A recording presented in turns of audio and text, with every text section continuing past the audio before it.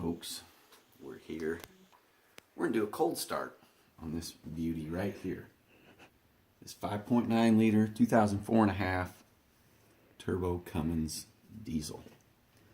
It's about 25 degrees this morning. Truck hasn't been started in a couple weeks. Let's start it. Pause.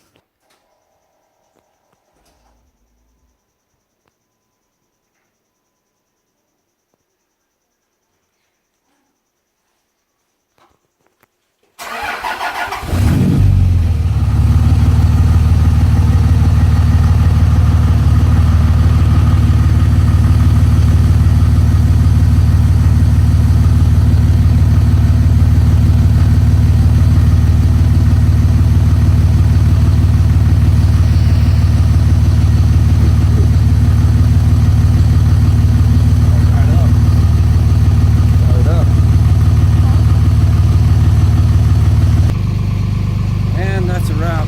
Just thought I'd do a cold start because everybody else does it, so